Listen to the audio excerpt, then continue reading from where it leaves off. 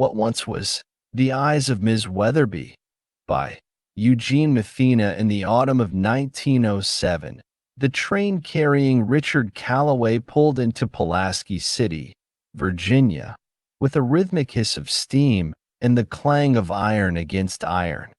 A businessman by trade and a lonely soul by nature, he had come on behalf of his company to inspect the prospect of a new textile operation. With his overcoat buttoned tight against the chill, he stepped onto the platform, eyes immediately catching the grandeur of the Hotel Pulaski.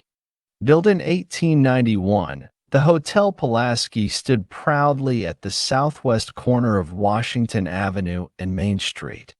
Its red brick facade was a beacon of prosperity in the growing town, boasting a lavish dining hall, polished mahogany furnishings, and gaslit chandeliers that illuminated the lobby in a golden glow. It was the finest establishment in Pulaski, and Richard, a man who seldom indulged in luxury, allowed himself the comfort of its accommodations. As he checked in, a soft voice from the parlor drew his attention. There, by the fireplace, sat a woman in a deep blue traveling dress, her posture poised, but yet weary. Beside her, a little boy played quietly with a wooden horse. She was Diane Wetherby, a widow of means, her wealth newly earned from her late husband's ventures in coal and railroads. New money, some whispered, but Richard saw only a woman carrying the weight of loss with quiet dignity. Their paths crossed at dinner. The hotel's dining room, known for its fine service and fresh Appalachian fare, provided the setting for their first real conversation. Over fried chicken, mashed potatoes, and vegetables, they spoke of business, of loss, of the peculiar isolation that accompanied wealth and ambition. Diane's eyes, dark and intelligent, held his with a quiet understanding, and for the first time in many years, Richard felt a warmth beyond mere companionship. The days passed in quiet camaraderie. The hotel, with its grand staircase and sprawling verandas, became their small world together, a place suspended in time. They took afternoon tea in the lounge, where the scent of tobacco and coffee mingled in the air.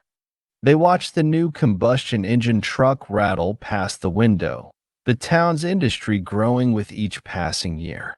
Richard spoke of his travels, and Diane spoke of her dreams, one she had scarcely dared to voice since her husband's passing. One evening, as the sun melted low behind the hills and the sky turned the color of the gold of old parchment, they lingered longer than usual on the veranda. The warmth of a shared brandy emboldened their conversation, turning laughter into long, reflective silences. Richard reached for her hand almost without thinking, and when she did not withdraw, he turned to face her. Her eyes, usually guarded, held a glint of youth and sorrow. In that hush between night sounds and breath, he kissed her, tenderly, without expectation. Diane returned it, her hand tightening in his, but it was a fleeting surrender. As quickly as the moment blossomed, it passed. She rose, smoothing her skirts as if to press the feeling back into the fabric. He looked away, ashamed of his hope. In the days that followed, they spoke gently, with the same familiar warmth, but a certain distance had crept in, like autumn's chill through an open window. When the time came to part, they held one another a beat too long, each pretending it was merely courtesy. But the hurt lingered in their silence, made sharper by the memory of what nearly was. But all things, no matter how sweet, must come to an end. The morning of their departure arrived with a heavy sky, rain misting the hotel's grand entrance. Richard's train would take him north, Diane's to the south. On the platform, they lingered a moment longer than necessary, their hands nearly touching before propriety pulled them apart. "I hope we meet again, Mr. Calloway," she said, her voice steady, but her eyes betraying her with a wistful sadness.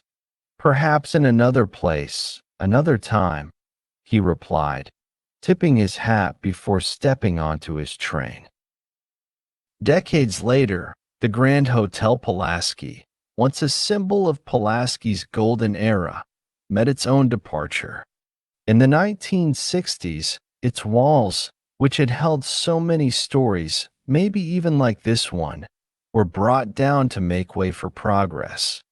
The People's Bank of Pulaski, which had moved into the building in 1950, saw fit to erase the past in favor of the future. In its place rose a modern bank, but today only another empty shell. Yet, for those who remember, the echoes of the Grand Hotel Pulaski remain. Whispers of footsteps on polished floors, of laughter in the dining hall, of two lonely souls who found solace in each other for a fleeting moment in time. This fictional story was written to make your imagination roam about just how life may have been back in the grand old days of Pulaski, Virginia, when the Hotel Pulaski was KI.